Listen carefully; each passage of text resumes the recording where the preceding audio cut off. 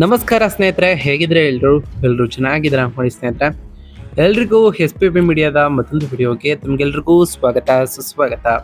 ಸ್ನೇಹಿತರೆ, ಈ 2026ರ ಈ ಒಂದು ವರ್ಷದಲ್ಲಿ ಈ ಏಪ್ರಿಲ್ ತಿಂಗಳು ಕಳೆದ ನಂತರ ಮೇ ಮೊದಲ ವಾರದಲ್ಲಿ ಈ ತುಲಾ ರಾಶಿಯವರಿಗೆ ಏನೆಲ್ಲ ಅದೃಷ್ಟಗಳು ಹೊಲಿಯಲಿದೆ, ಅದರಲ್ಲೂ ಈ ಏಪ್ರಿಲ್ 29ರ ನಂತರ ಉಂಟಾಗುವಂತಹ ಬದಲಾವಣೆಯು ನಿಮ್ಮ ಜೀವನದಲ್ಲಿ ಏನೆಲ್ಲ ಬದಲಾವಣೆಗಳನ್ನು ತರಲಿದೆ.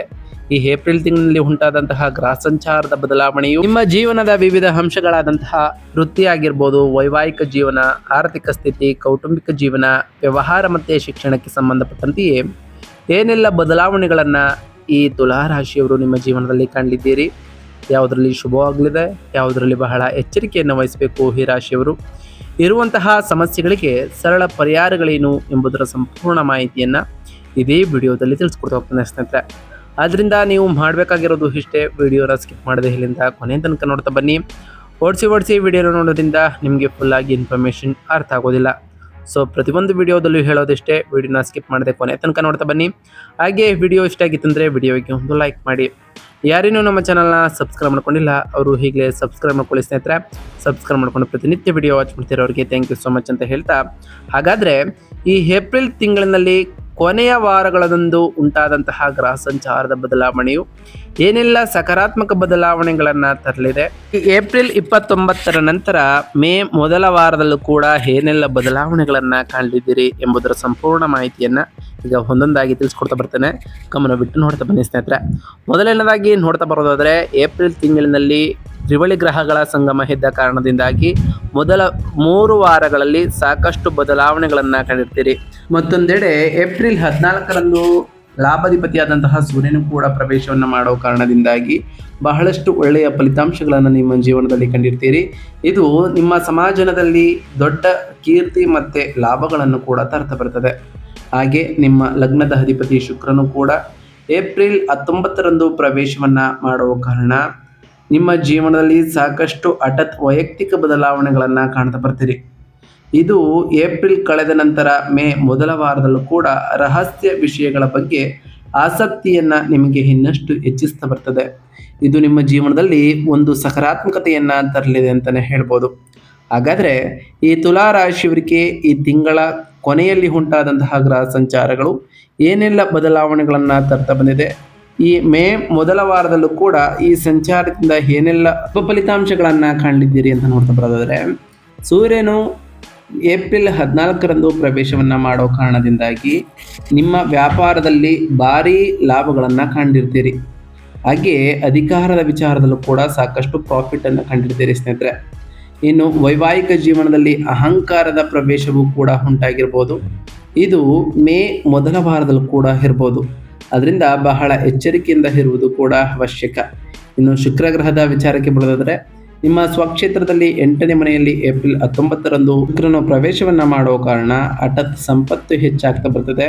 ಪಿತ್ರಾರ್ಜಿತ ಆಸ್ತಿಯ ಇತ್ಯರ್ಥವೂ ಕೂಡ ಆಗ್ತಾ ಬರ್ತದೆ. ಇದರಿಂದ ಉತ್ತಮ ಧನಲಾಭಗಳನ್ನು ಕೂಡ ಈ ಏಪ್ರಿಲ್ ಕಳೆದ ನಂತರ ಮೇ ಮೊದಲ ವಾರದಲ್ಲೂ ಕೂಡ ಕಾಣ್ತಾ ಬರ್ತೀರಿ. ಆರೋಗ್ಯದ ರಕ್ಷಣೆಯನ್ನು ಕೂಡ ಈ ರಾಶಿಯವರು ಗಮನಿಸ್ಬೋದಾಗಿದೆ ಅಂತಲೇ ಹೇಳ್ಬೋದು. ಹಾಗಾದರೆ ಈ ಏಪ್ರಿಲ್ 29ರ ನಂತರ ಕೆರಿಯರ್ ವಿಚಾರದಲ್ಲಿ ಏನೆಲ್ಲ ಬದಲಾವಣೆಗಳನ್ನು ಕಾಣಲಿದ್ದೀರಿ, ಮೇ ಮೊದಲ ವಾರದಲ್ಲಿ ಹೇಗಿರಲಿದೆ ನಿಮ್ಮ ಪ್ರಾಬಲ್ಯ, ನಿಮ್ಮ ಗುರುಬಲ ಇರಲಿದೆಯಾ ಅಂತ ನೋಡ್ತಾ ಬರೋದಾದರೆ, ಈ ತಿಂಗಳ ಸಂಚಾರದಲ್ಲಿ ಬಹಳಷ್ಟು ಬದಲಾವಣೆಗಳನ್ನು ಕಂಡಿರ್ತೀರಿ. ಆದರೆ ಈ ಏಪ್ರಿಲ್ 29ರ ನಂತರ ಸಾಕಷ್ಟು ಸಕಾರಾತ್ಮಕ ಬದಲಾವಣೆಗಳನ್ನು ಕಾಣ್ತಾ ಬರ್ತೀರಿ ಅಂತಲೇ ಹೇಳ್ಬೋದು. ಏಕೆಂದರೆ ಸೂರ್ಯ ಮತ್ತು ಶುಕ್ರನ ಉತ್ತಮವಾದಂತಹ ಪ್ರಭಾವಗಳು ನಿಮ್ಮನ್ನು ಇನ್ನಷ್ಟು ಉನ್ನತ ಅಧಿಕಾರಿಗಳಿಂದ ಸಂಪೂರ್ಣವಾಗಿ ಬೆಂಬಲ ನೀಡುವಂತೆ ಮಾಡ್ತಾ ಬರ್ತದೆ. 9ನೇ ಮನೆಯ ಅಧಿಪತಿ ಬುಧನು ನೀಚ ಸ್ಥಾನದಲ್ಲಿ ಹೋಗುವ ಕಾರಣ ಅದೃಷ್ಟಕ್ಕಿಂತ ನಿಮ್ಮ ಕಠಿಣ ಪರಿಶ್ರಮವೇ ನಿಮ್ಮನ್ನು ಹೆಚ್ಚು ರಕ್ಷಿಸುತ್ತದೆ ಎಂಬುದನ್ನು ನೀವು ನೆನಪಿನಲ್ಲಿ ಇಟ್ಕೊಳ್ಬೇಕಾಗಿರುತ್ತದೆ. ಇತರರ ವಿಚಾರಗಳಲ್ಲಿ ಹಸ್ತಕ್ಷೇಪವನ್ನು ಮಾಡದೆ ನಿಮ್ಮ ಕೆಲಸದತ್ತ ಗಮನವನ್ನು ಹರಿಸ್ತಾ ಬಂದರೆ ಈ ಮೇ ಮೊದಲ ವಾರದಲ್ಲೂ ಕೂಡ ಈ ರಾಶಿಯವರಿಗೆ ಪ್ರಮೋಷನನ್ನು ಕಾಣಲಿಕ್ಕೆ ಸಿಗ್ತಾ ಬರ್ತದೆ ಅಂತಲೇ ಹೇಳ್ಬೋದು. ಇನ್ನು ಬಿಸ್ನೆಸ್ ವಿಚಾರದ ಬಗ್ಗೆ ಮಾತನಾಡ್ತಾ ಬರೋದಾದರೆ, ಬಿಸ್ನೆಸ್ ವಿಚಾರದಲ್ಲೂ ಕೂಡ ಸೂರ್ಯನ ಸಂಚಾರವು ಬಹಳಷ್ಟು ಉತ್ತಮವಾದಂತಹ ಫಲಿತಾಂಶಗಳನ್ನು ಈ ಏಪ್ರಿಲ್ ತಿಂಗಳಿನಲ್ಲಿ ಈ ರಾಶಿಯವರಿಗೆ ನೀಡಿರ್ಬೋದು. ಆದರೆ ಈ ಬಾರಿ ಅದೃಷ್ಟದ ಸಂಕೇತವನ್ನು ಇನ್ನಷ್ಟು ಕಾಣ್ತಾ ಬರ್ತೀರಿ ಅಂತಲೇ ಹೇಳ್ಬೋದು ಈ ಮೇ ಮೊದಲ ವಾರದಲ್ಲಿ. ಇದು ನಿಮಗೆ ಸರ್ಕಾರಿ ಟೆಂಡರ್ಗಳಿರ್ಬೋದು, ಪ್ರಮುಖ ಕ್ಲೈಂಟ್ಗಳು ಅಥವಾ ಬಹುರಾಷ್ಟ್ರೀಯ ಕಂಪನಿಗಳಿಂದ ದೊಡ್ಡ ಕಾಂಟ್ರಾಕ್ಟ್ ಸಿಗುವಂತಹ ಚಾನ್ಸಸ್ಸನ್ನು ತರ್ತಾ ಬರ್ತದೆ. ನಿಮ್ಮ ಬ್ರ್ಯಾಂಡ್ ಇಮೇಜ್ ಇನ್ನೂ 10 ಪಟ್ಟು ಏರಿಕೆ ಆಗ್ತಾ ಹೋಗ್ತದೆ ಅಂತಲೇ ಹೇಳ್ಬೋದು. ಒಂದು ಸಣ್ಣ ಎಚ್ಚರಿಕೆ ಏನಂತಂದರೆ, ಈ ರಾಶಿಯವರಿಗೆ 7ನೇ ಮನೆಯ ವ್ಯಾಪಾರದ ಅಧಿಪತಿ ಮಂಗಳನು 6ನೇ ಮನೆಯಲ್ಲಿ ಇದ್ದ ಕಾರಣದಿಂದಾಗಿ ಲಾಭದ ಹಂಚಿಕೆಯ ಸಂಬಂಧಪಟ್ಟಂತೆಯೇ ವ್ಯಾಪಾರ ಪಾಲುದಾರರೊಂದಿಗೆ ಸಣ್ಣ ಭಿನ್ನಾಭಿಪ್ರಾಯಗಳು ಉಂಟಾಗ್ಬೋದು. ಅದರಿಂದ ನಿಮ್ಮ ಅಹಂಕಾರವನ್ನು ಈ ಟೈಮ್ನಲ್ಲಿ ಬಿಡಬೇಕು ಅಂತಲೇ ಹೇಳ್ಬೋದು. ಇದು ನಿಮ್ಮನ್ನು ನಿಯಂತ್ರಣದಲ್ಲಿ ಇಟ್ಕೊಡ್ತಾ ಬಂದರೆ ನಿಮ್ಮ ವ್ಯಾಪಾರವು ಅಡೆತಡೆ ಇಲ್ಲದೆ ಸಾಗ್ತಾ ಬರ್ತದೆ. ಉತ್ತಮವಾದಂತಹ ಫಲಿತಾಂಶಗಳನ್ನು ಕೂಡ ತರಲಿದೆ ಅಂತಲೇ ಹೇಳ್ಬೋದು ಸ್ನೇಹಿತರೆ. ಹಾಗಾದರೆ ಈ ಏಪ್ರಿಲ್ 29ರ ನಂತರ ಈ ರಾಶಿಯವರ ಫೈನಾನ್ಸ್ ವಿಚಾರದಲ್ಲಿ ಅಂದರೆ ಹಣಕಾಸಿನ ವಿಚಾರದಲ್ಲಿ ಉತ್ತಮವಾಗಿರಲಿದೆ ಅಂತ ನೋಡ್ತಾ ಹೋದರೆ, ಉಚ್ಚ ಸ್ಥಾನದಲ್ಲಿ ಸೂರ್ಯನು ಇದ್ದ ಕಾರಣದಿಂದಾಗಿ ಸೂರ್ಯನ ನೇರ ದೃಷ್ಟಿ ಬೀರೋ ಕಾರಣ ಈ ಏಪ್ರಿಲ್ ಮೊದಲ ವಾರದಲ್ಲೂ ಕೂಡ ಲಾಭಾಧಿಪತಿಯಾಗಿ ಇರುವುದರಿಂದ ಸಂಪತ್ತಿನ ಅನಿರೀಕ್ಷಿತ ಹರಿವನ್ನು ಕೂಡ ಏಪ್ರಿಲ್ ಮೊದಲ ವಾರದಲ್ಲಿ ಕಾಣ್ತಾ ಬರ್ತೀರಿ. ಹಾಗೆಯೇ ಶುಕ್ರನ ಸಂಚಾರವೂ ಕೂಡ ನಿಮಗೆ ಉಂಟಾಗೋದ್ರಿಂದ ನಿಮ್ಮ ಜೀವನ ಸಂಗಾತಿಯ ಮೂಲಕ ಅಥವಾ ವಿಮೆ ಪಿತ್ರಾರ್ಜಿತ ಆಸ್ತಿಗಳ ರೂಪದಲ್ಲಿ ಹಠಾತ್ ಆರ್ಥಿಕ ಧನಲಾಭಗಳನ್ನು ಕೂಡ ಕಾಣ್ತಾ ಬರ್ತೀರಿ ಅಂತಲೇ ಹೇಳ್ಬೋದು ಸ್ನೇಹಿತರೆ. ಇನ್ನು ಈ ರಾಶಿಯವರ ಆರೋಗ್ಯದ ವಿಚಾರಕ್ಕೆ ಬರೋದಾದರೆ, ಆರೋಗ್ಯದ ವಿಚಾರದಲ್ಲೂ ಕೂಡ ಈ ಏಪ್ರಿಲ್ ಕಳೆದ ನಂತರ ಮೇ ಮೊದಲ ವಾರದಲ್ಲೂ ಕೂಡ ಶುಕ್ರನ ಬಲವು ನಿಮಗೆ ಇದ್ದೇ ಇರುತ್ತದೆ. ಏಕೆಂದರೆ ಏಪ್ರಿಲ್ 19ರಂದು ಪ್ರವೇಶವನ್ನು ಮಾಡತಕ್ಕಂತಹ ಶುಕ್ರನು ನಿಮ್ಮ ಸ್ವಂತ ರಾಶಿಯಲ್ಲಿ ಇದ್ದ ಕಾರಣದಿಂದಾಗಿ ಅಪಾರವಾದಂತಹ ರಕ್ಷಣೆಯನ್ನು ನೀಡಲಿದೆ. ಇದು ನಿಮ್ಮ ಆಯುಷ್ಯವನ್ನು ಕೂಡ ಹೆಚ್ಚಿಸ್ತಾ ಬರ್ತದೆ. 7ನೇ ಮನೆಯಿಂದ ಉಚ್ಚ ಸ್ಥಾನದಲ್ಲಿ ಸೂರ್ಯನು ನೇರ ದೃಷ್ಟಿಯು ನಿಮ್ಮ ಲಗ್ನದ ಮೇಲೆ ಬೀಳುವ ಕಾರಣ ನಿಮ್ಮ ಕೋಪ, ರಕ್ತದೊತ್ತಡ ಹೆಚ್ಚಾಗ್ಬೋದು. ನಿಯಮಿತವಾಗಿ ನೀರು ಕುಡಿಯುವುದು, ನಿಮ್ಮ ಕಣ್ಣುಗಳು ಹಾಗೆ ಮೂತ್ರಪಿಂಡಗಳ ಬಗ್ಗೆ ಕಾಳಜಿಯನ್ನು ವಹಿಸುವುದು ಕೂಡ ಸೂಕ್ತ ಅಂತಲೇ ಹೇಳ್ಬೋದು. ಈ ಏಪ್ರಿಲ್ ಕಳೆದ ನಂತರ ಮೇ ಮೊದಲ ವಾರದಲ್ಲೂ ಕೂಡ ನಿಮ್ಮ ಆರೋಗ್ಯದ ಬಗ್ಗೆ ಬಹಳಷ್ಟು ಎಚ್ಚರಿಕೆಯನ್ನು ವಹಿಸಬೇಕು ಅಂತಲೇ ಹೇಳ್ಬೋದು ಸ್ನೇಹಿತರೆ.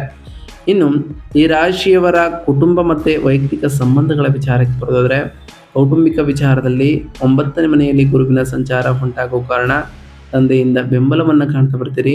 ಏಪ್ರಿಲ್ 19ರ ನಂತರ 8ನೇ ಮನೆಯಲ್ಲಿ ಶುಕ್ರನ ಸಂಚಾರವು ನಿಮ್ಮ ಜೀವನ ಸಂಗಾತಿಯೊಂದಿಗಿನ ದೈಹಿಕ ಅನ್ಯೋನ್ಯತೆಯನ್ನು ಹೆಚ್ಚಿಸಲಿದೆ. ಹಳೆಯ ಜಗಳಗಳನ್ನು ಬಗೆಹರಿಸಲಿದೆ ಅಂತಲೇ ಹೇಳ್ಬೋದು.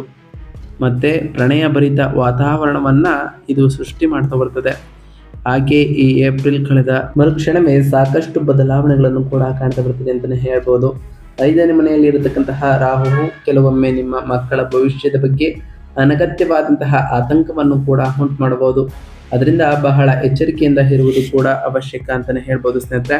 ಒಟ್ಟಾರೆಯಾಗಿ ಸಾಕಷ್ಟು ಬದಲಾವಣೆಗಳನ್ನು ಕೂಡ ಕಾಣ್ತಾ ಬರ್ತೀರಿ. ಇನ್ನು ಶಿಕ್ಷಣದ ವಿಚಾರಕ್ಕೆ ಬರೋದಾದರೆ, ಮನೆಯಲ್ಲೇ 6ನೇ ಮನೆಯಲ್ಲಿ ಸ್ಪರ್ಧಾತ್ಮಕ ಪರೀಕ್ಷೆಗಳಿಗೆ ತಯಾರಿ ನಡೆಸುವಂತಹವರಿಗೆ ತೀವ್ರವಾದಂತಹ ಬೆಂಬಲವೂ ಕೂಡ ಸಿಗ್ತಾ ಬರ್ತದೆ ಬುಧನ ಸಂಚಾರದಿಂದಾಗಿ.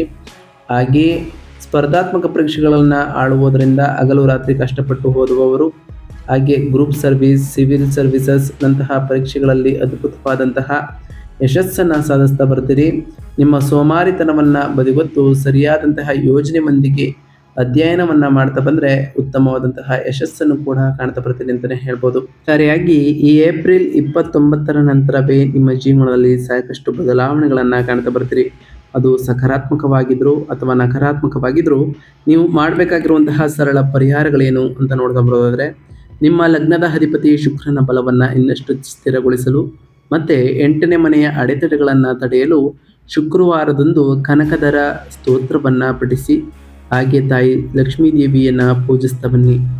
ನಿಮ್ಮ ವೈವಾಹಿಕ ಜೀವನದಲ್ಲಿನ ಅಹಂಕಾರವನ್ನು ಕಡಿಮೆ ಮಾಡಲು ಏಪ್ರಿಲ್ 14ರಿಂದ ಪ್ರತಿದಿನ ಬೆಳಗ್ಗೆ ಸೂರ್ಯದೇವರಿಗೆ ಆರ್ಘ್ಯವನ್ನು ಸಲ್ಲಿಸ್ತಾ ಬನ್ನಿ ಮತ್ತು ನಿಮ್ಮ ತಂದೆ ತಾಯಿಯನ್ನು ಗೌರವಿಸಿ ಸ್ನೇಹಿತರೆ.